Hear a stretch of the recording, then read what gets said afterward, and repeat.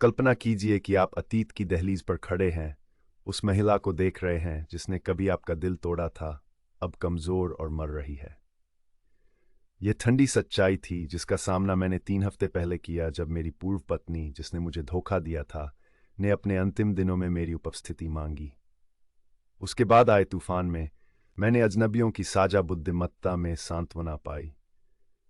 मैं उन लोगों का यूनी हूं जिनके व्यक्तिगत अनुभवों ने मेरी भावनाओं के तूफान में मार्गदर्शन का प्रकाश स्तंभ बनकर सेवा की।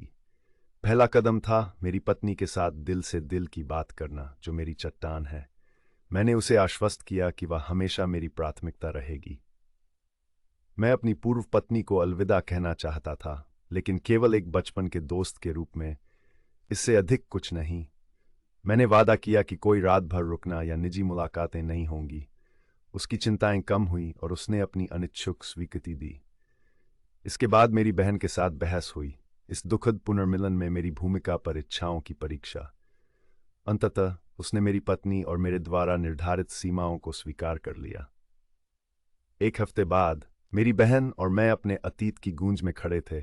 हमारा पुराना वैवाहिक घर, यह एक पुरानी यादों की यात्रा थी, कड़वाहट से रहित। मेरी पूर्व पत्नी को कमजोर लेकिन जिद्दी लिविंग रूम में इंतजार करते देखना गंभीर था।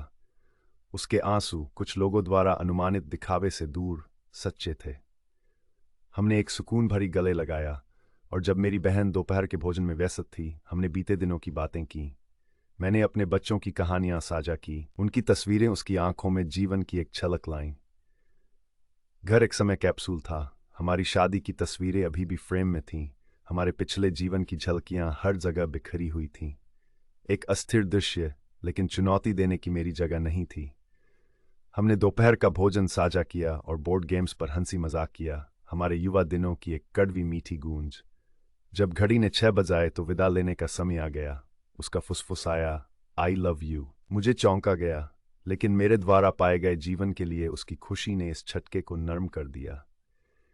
जब मैंने अपने बच्चों के साथ लौटने का वादा किया तो मैंने आंसू रोकने की कोशिश की, एक भावना जिसे मैंने बाद में अपनी पत्नी के साथ साझा किया। परिणाम के लिए उसकी खुशी एक राहत थी। पिछले अनुभव को देखते हुए ये मुठभेड़ मेरी कहानी का एक आवश्यक अध्याय था, पुराने घावों को भरने का, अलविदा कहने का एक मौका। मैं आपसे आग्रह करता हूं कि याद रखें कि जो लोग गलती करते हैं वे स्वाभाविक रूप से बुरे नहीं होते। वे बस इंसान हैं, बाकी हम सभी की तरह दोषपूर्ण और नाजुक।